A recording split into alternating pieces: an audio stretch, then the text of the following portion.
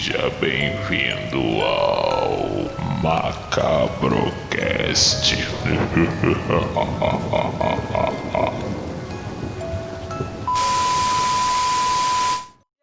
nós vamos falar sobre um slash que só me lembra uma coisa. 1, 2. Ele vem te pegar. 3, 4. Não olhe pra trás. Parceiro, esse aí eu me caguei até pouco tempo atrás. Esse é sinistro demais, cara. Vamos falar sobre o Fred Krueger. Cara, muito foda. E quem vai falar sobre o Fred é Camila. Camila, o que você traz pra gente sobre aquela criatura deformada dos infernos? Então, enquanto eu tenho medo de um boneco de 1 metro de altura correndo por aí com uma faca, eu sou apaixonada pelo Fred Krueger. É o meu filme favorito. Teve até uma treta aqui de quem quer falar do Fred Krueger, porque olha, eu amo de paixão, sou fã, assisti todos os filmes e assistia criança, né? Porque o filme é de 84, então eu, quando passava, eu era muito criança e amava, já assistia. Ele não é bem um gênero, né, slasher, né? Ele tem mais uma pegada sobrenatural, ele tem mais uma pegada das piadas sarcásticas, um humor negro, uma vibe mais inteligente.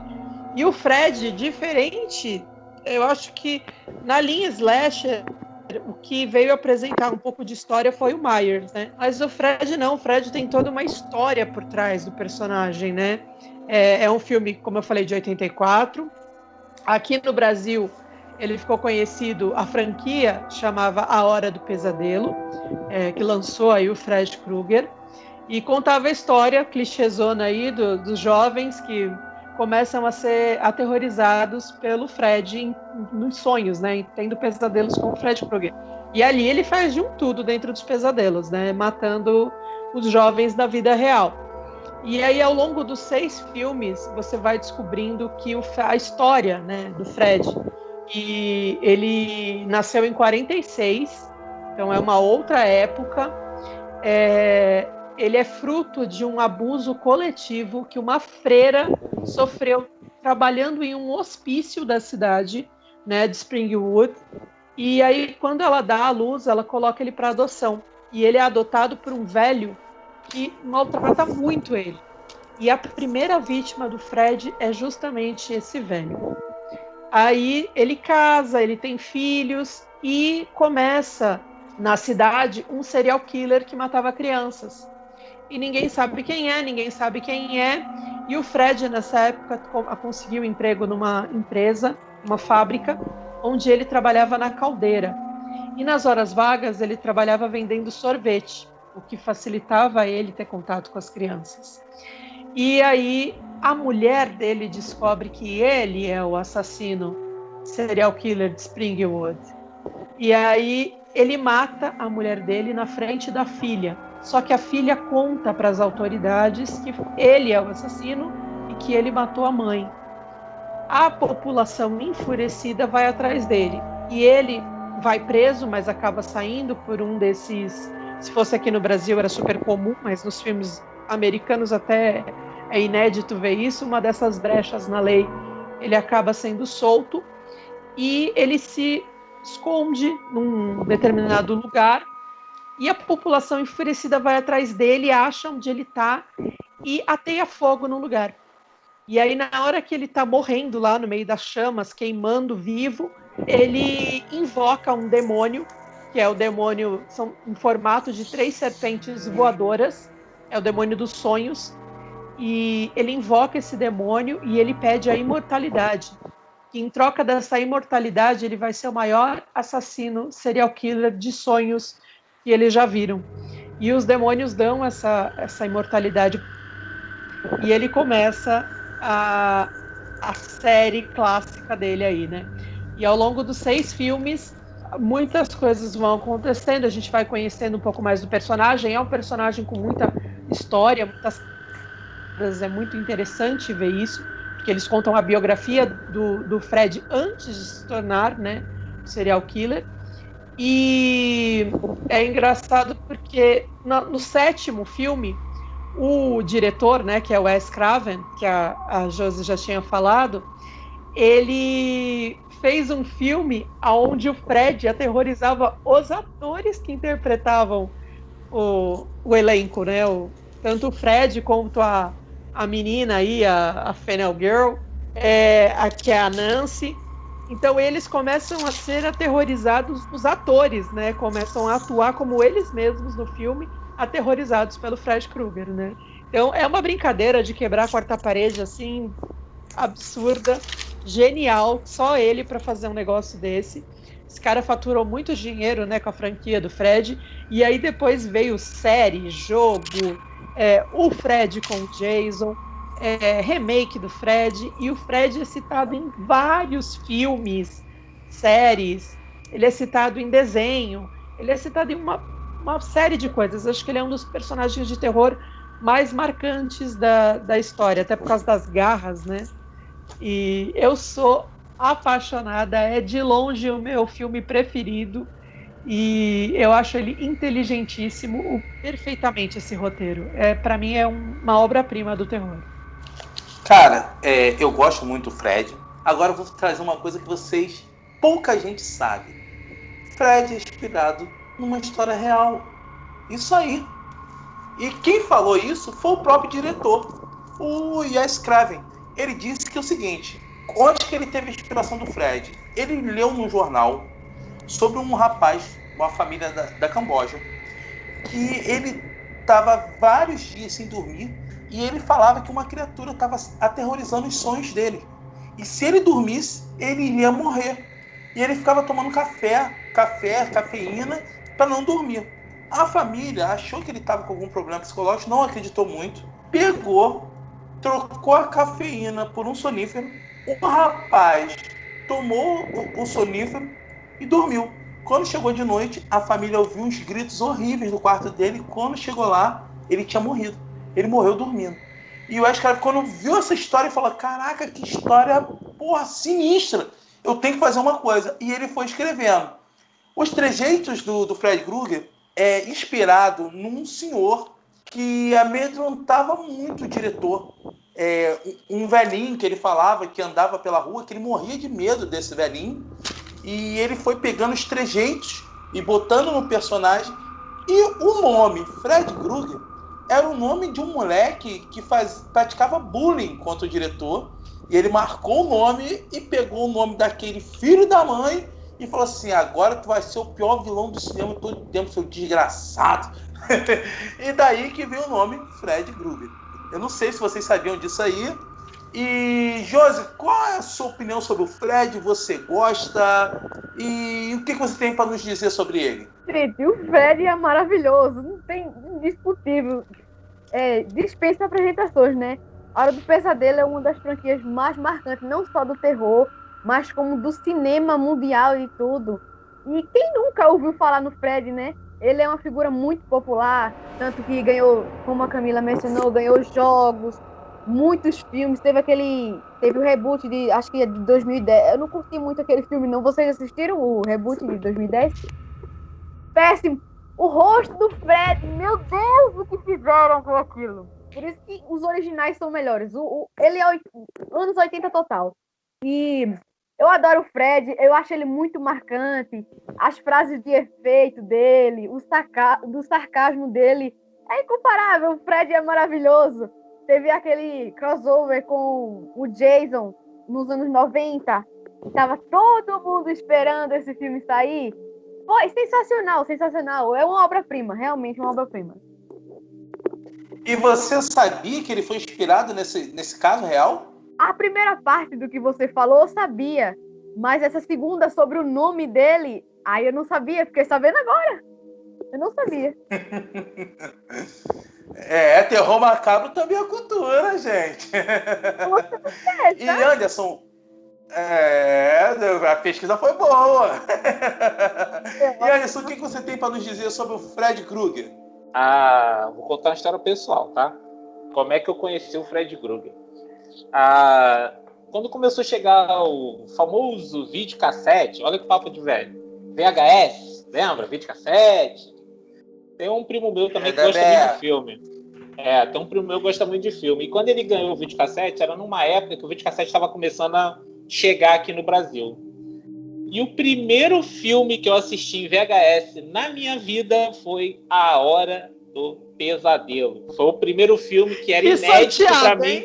Eu lembro, esse filme me marcou de uma tal maneira, tipo assim, que eu lembro até que, e detalhe, foi de dia que nós assistimos. Nós vimos assim no horário da tarde, aí fechou as cortinas, tal, ficou aquele climinha de cinema e vimos esse filme aí que eu fiquei estarrecido.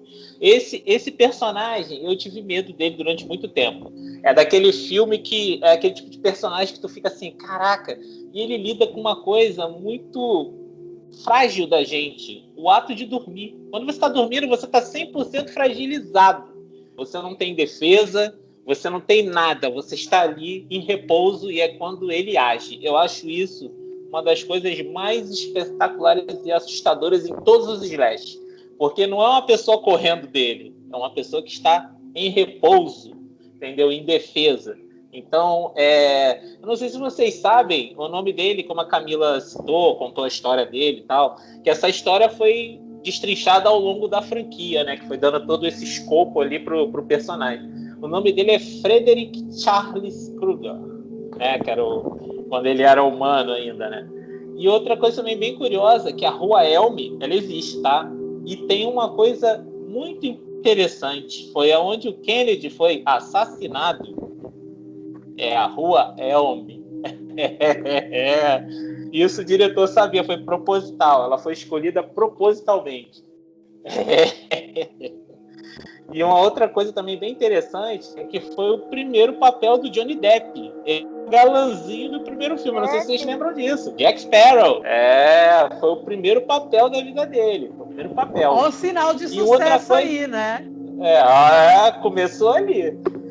E outra coisa também bem interessante é que a Nancy tem uma cena do filme que ela tá vendo um filme na TV para não dormir. Ela tá vendo o filme Uma Noite Alucinante, do Sam Raimi. Não sei se vocês se recordam disso. Ela tá vendo um clássico do terror dentro do filme. Aí fica aquela metalinguagem ali. E uma curiosidade bem interessante acerca de Robert Englund, né, que é um intérprete do nosso querido Fred, que contam as histórias aí que ele tinha o hábito de almoçar caracterizado.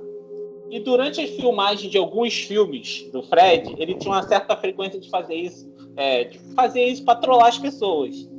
Ele quase matou uma garçonete uma vez no restaurante, porque ele foi caracterizado com a maquiagem, com a roupa normal. Chegou lá, a moça falou, qual o seu pedido? Quando ela virou e olhou a cara do Fred, a mulher infartou. A mulher infartou, caiu do lado dele lá e, pra sorte, ela não morreu. Mas ele gostava de estar encarnado no Fred, porque ele gostava de pregar essas peças. E outra coisa também interessante é que depois disso, o estúdio proibiu ele de sair, porque eles correram risco de processo, né? Porque se aquela mulher tivesse morrido de verdade, ia dar um problema. Aí ele não fez mais isso depois desse grande susto. Mas fala aí, Camila, o que você tem para acrescentar aí pra gente? Não, o Robert Englund, ele é uma página à parte. Eu acho que ele é o crucial para o sucesso do Fred, porque é ele que dá a vida. Não só ele que dá a vida, mas ele é um dos únicos atores que deu a vida ao personagem ao longo de todos os filmes, né? Então aí temos aí quase 30 anos de Fred Krueger e ele ainda é o personagem. Isso aconteceu em poucos outros casos, só em mais 2 outros casos. Continuar a notícia? Parece que ele vai voltar no papel. Está sendo feito um filme, um roteiro, com ele fazendo Fred Krueger novamente. Rezando muito para que isso aconteça. Rezando muito, porque é uma franquia que tudo que vocês falaram, ele tem estilo, o Fred Krueger. Ele tem carisma. Ele é um personagem carismático. Né? Ele é um personagem carismático. Eu adoro esse personagem. Ele é carismático. Você ri do sarcasmo dele. você torce para ele sacanear a vítima antes de matar a vítima, entendeu? Isso faz parte ali do personagem. E esse filme, cara, foi um filme que teve um orçamento relativamente grande para um filme dos anos 80, eles foram quase 2 milhões, isso para a época era um dinheiro considerável, e ele arrecadou aí por volta de 20 mil, só lá, entendeu? Então, gênero de sucesso, e a franquia, por mais que cai em alguns sentidos, mas a franquia foi uma franquia duradoura. Teve muito filme. O Fred vs Jason eu não gostei tanto, assim. Eu acho que ele...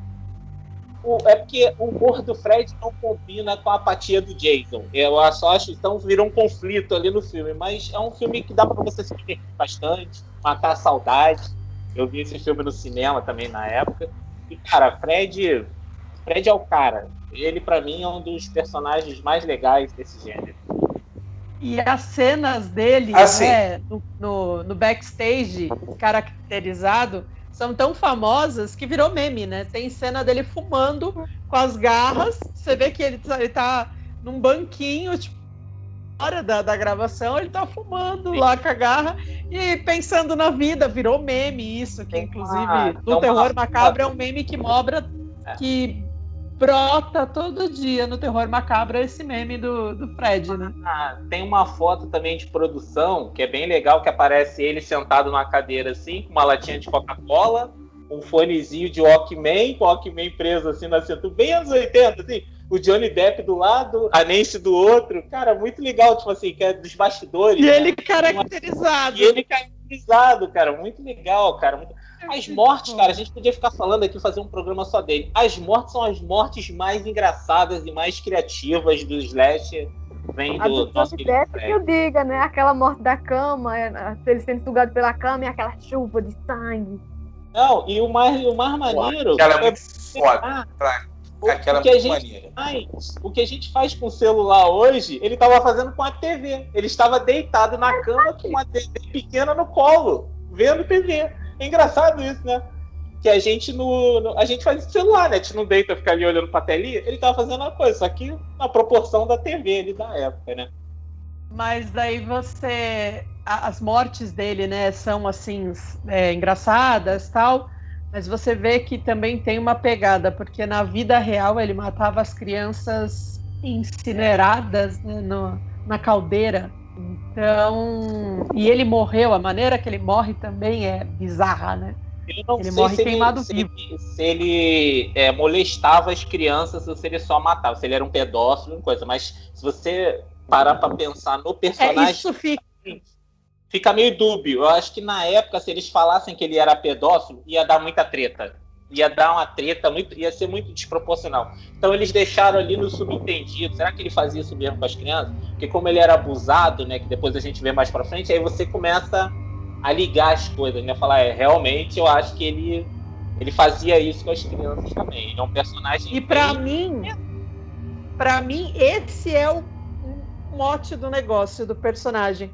Porque ao mesmo tempo que ele é um vilão terrível, ele tem esse carisma que acho que é muito do Robert Englund que você falou, que, foi um casamento de sucesso perfeito, porque você odeia o cara e você ama ao mesmo tempo.